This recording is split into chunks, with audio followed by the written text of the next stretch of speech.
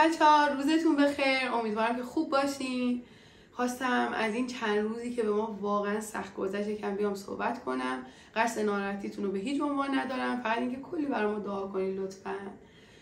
بچه‌ها ما قرار بودش که بریم تولد و اینکه فردایش هم با فامیلا بریم شهر بیجار مثل هر سال و سالامو جمع کرده بودم، خوشحال و خندان منتظر بودم که زینبم کارش رو تموم کنه و حاضر بشه و حرکت کنیم. من دیدم حالا که وقت داریم با عادل بریم که از بانک یکم پول نقد بگیریم. تو مسیر بودیم من و کوکو و عادل، یهو دیدیم که عرفان با عجله از خونه در اومد و گفتش که حال مامان بد شده. ما هم دیگه پشت سرش رفتیم، دیدیم که مامان سمت خونه‌مون یه جا رو زمین نشسته و میگه قلبم درد میکنه. چون ما موتور بودیم عادل برگشت ماشین رو برداشت و مامان رو رسوندیم به اولین کلینیکی که نزدیک خونه‌مون بود. یه دکتر اومد بالا سرش و سرم و اکسیژن و اینا و واقعیتا اصلا فکر میکردیم خب گرمازدگی، چون هوا خیلی گرم بود، تصور این که چیزی بیشتر از این باشه رو هیچ کدوم از ما نداشتیم. که دکتر به عادل گفتش که مامان سکته قلبی کرده و اصلا نمیدونید ما اون لحظه چه حالی شدیم. من خودم آدم فوق العاده استرسی ام و عکس العملای خوبی نشون نمیدم، یعنی وقتی اتفاقی میفته من اون اتفاق انگار بدتر میکنم. مامان اون لحظه تو اون حالش همش بهم گفت ستاره تو برو، چون میدونست منم حالم بد میشه. میگفت تو برو، نمیدونست که چه اتفاقی افتاده برای خودش. گفت تو برو مراقب کوکو باش، اون امانته. گفتم باشه ماما من میرم. دیدم خیلی اصرار داره و این موضوع داره اذیتش میکنه که من اونجا گفتم باشه ماما من میرم خونه. دیگه من اومدم خونه، عادل به باباش خبر داد، بابا تا اون لحظه خبر نداشت که بابا میرسه و دیگه با آمبولانس مامانو میفرستن بیمارستان. عادلم تو راه انقدر که استرس داشت، چون عادلم کلا تپش قلب و اینا داره، تو راه تصادف میکنه که اینو بعداً البته به من میگه و فکر نکنم کسی جز عرفان بدونه، چون عرفان کنارش بود و الان دیگه شما همه در جریان این اتفاق هستید که دارم توضیح میدم. تصادف میکنه، یکی از پشت بهش میزنه ولی عادل مقصر بوده دیگه. پلیس میاد و اینا. فکر کن تو اون استرس و تو اون اذیت شدن و ناراحتی فکر کن یه همچین اتفاقی هم بیفته دیگه ماشینش رو میفرستن برای درست شدن و تعمیر و اینا، صافکاری. عادلینا میرن بیمارستان و منم اینجا قلبم از دهنم داشت در میومد که کاری هم از دست من ساخته نبود. از طرف میدونستم وجود من اونجا مامان رو اذیت میکنه، چون هم نگران منه هم نگران کوکو. از طرفی نمیتونستم من برم چون میگفتم خب باید خونه باشم. که دیگه اون لحظه با سرونازم صحبت کردم. سروناز گفت نه ستاره، کوکو خونه میمونه، ما همیشه کوکو رو بیرون نمیبریم، تو نگران نباش، تو برو به کارت برس. و دیگه من با اون حال به علی گفتم علی تو بیا مراقب کوکو باش، من برم بیمارستان. که دیگه منم خودم رسوندم و مامان بستری شد. گفتن که باید امشب بمونه تا فردا که دکتر میاد. یعنی انقدر این بیمارستان متاسفانه، نمیدونم گذرتون خورده یا نه، که امیدوارم هیچ وقت نخوره. خلاصه واقعا پیگیری نمیکنن دیگه، رسیدگی نمیشه. گفته بودن که حالا دکتر قرار 10 صبح بیاد، نیاز به همراه هم نداره. من یکم کنار مامان موندم و بازم مامان همش به من میگفت تو برو، خیلی درد داشت، میگفت تو برو من خوب میشم. و تا اون لحظه هم بازم به مامان نگفتیم که چه اتفاق افتاده.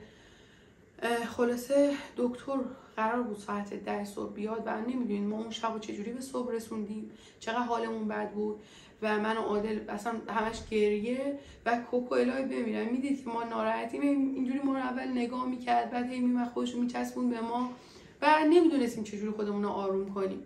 اون شب خیلی سخت گذشت تا فرداش که هی منتظر بودیم دکتر میاد و دکتر به جای 10 صبح ساعت 4 ظهر اومد و خلاصه دیگه تصمیم بر این شد که مامانو انتقال بدن به رشت، چون بیمارستان بهتری بود، خصوصی بود و قرار بود که مامان آنژیو بشه. باشه تعریف میکردم که مامانو دیگه از بیمارستان انزلی ترخیص کردن، فرستادن برای رشت، بیمارستان پارس که بیمارستان خصوصیه. خلاصه رسیدگیش دکتراش خیلی بهترن و مامان قرار بود آنژیو بشه. دیگه مامان بستری شد، بازم گفتن نیاز به همراه نداره، خودشون هستن. دیگه دیشب یکم استراحت کردیم که صبح بتونیم زود بیدار شیم و بریم برای بیمارستان.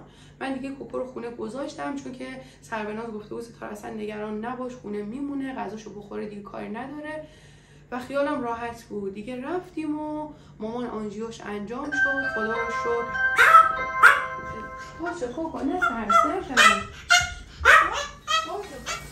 بچه ها مریم اومد، من داشتم براش تعریف میکردم که چیا پیش اومده، چون آخر هفته ها میره خونه، بعد دیگه ما کار نداشته باشیم به هم زنگ نمیزنیم و بعد اینم خبری نبود که بخوام بهش بگم که واقعا کاری هم از دستش بره جز اینکه ناراحت بخواد بشه.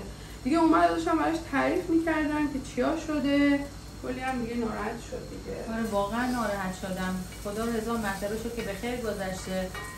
اشاره که تن مامان همیشه سلامت باشه. والا بعضی وقتا یه اتفاقاتی میفته تازه آدم متوجه میشه که باید به سلامتیش بیشتر توجه کنه و بیشتر حواسش به خودت باشه. واقعا آره به خدا. و مامان عزیز بیشتر حواست به خودت باشه. من احوالپرسی هم نکردم بچه‌ها سلام.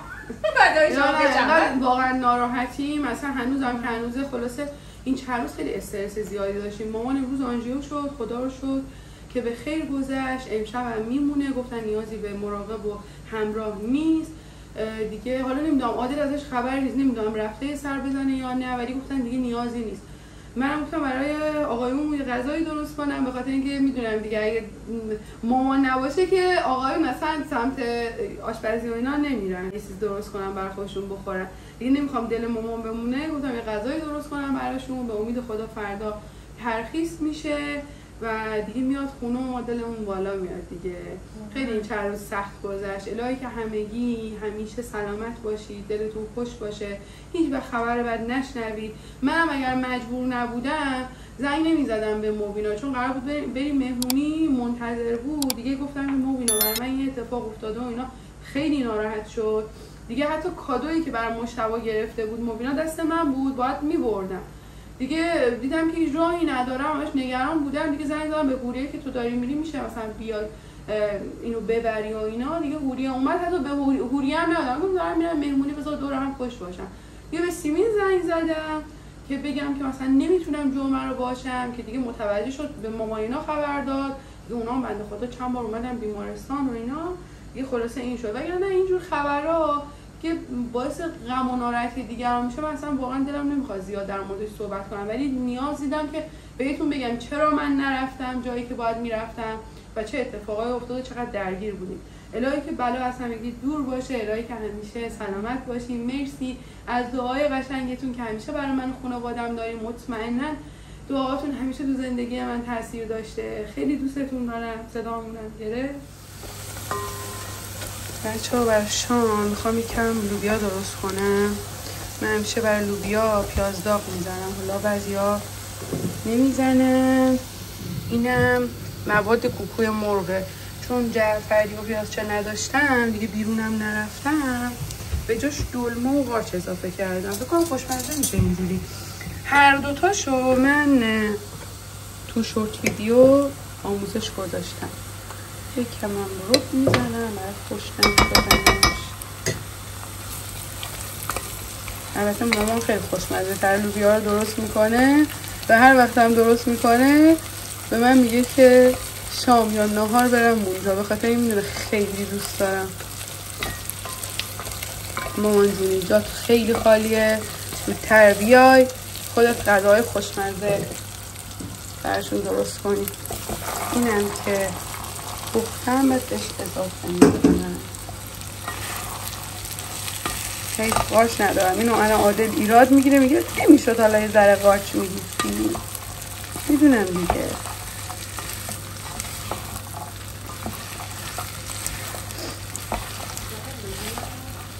آره عادل دوست دارم.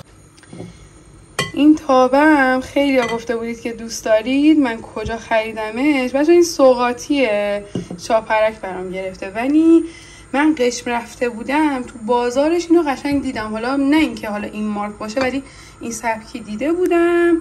مطمئنا از لوازم خونگی شما میتونید تهیه کنید برای اینجوری کوکو و حالا یه سری غذا که میخواین اینجوری یک اندازه باشه خیلی خوبه. من ازش راضیم، ولی باید روغن رو کمتر بریزین، چون روغن از داخل این میاد این گوشه ها، اگه زیاد باشه بعد دیگه اصلا میریزه بیرون، گاز رو کثیف میکنه.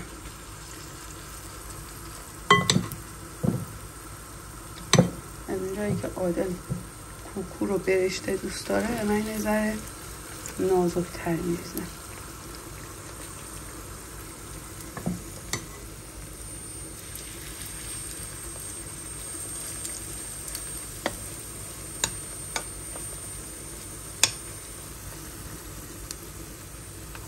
بیدار شد اومد اینجا. این هم از کوکوی خوشمزه ما دیگه آماده شده. عادلم رسید. اینا رو برداریم بریم خونه بابا اینا با هم شام بخوریم. لوبیای خوشمزه. درود دوستان، هر جا که هستی شاد و سلامت باشید که سلامتی واقعا نعمت بزرگیه. این چند روز که مامان بیمارستان بود واقعا حالمون بد بود، حالم خیلی بد بود واقعا از لحاظ ذهنی و جسمی. من که حالا درگیر بودم چون به منم استرس وارد میشه، منم اصلا قلبم درد میگیره. کسایی که پدر مادرشون در قید حیات هستن واقعا قدرشون رو بدونن، مواظبشون باشن. کسایی که پدر مادرشون در قید حیات نیستن روحشون شاد باشه، واقعا قدرشون رو بدونید. حالا این چند روزه که من حالم بد بود، این گودی من هی خودش رو لوس میکرد، هی به شیطونی میکرد، واقعا روحیه من یکم بهتر میگه.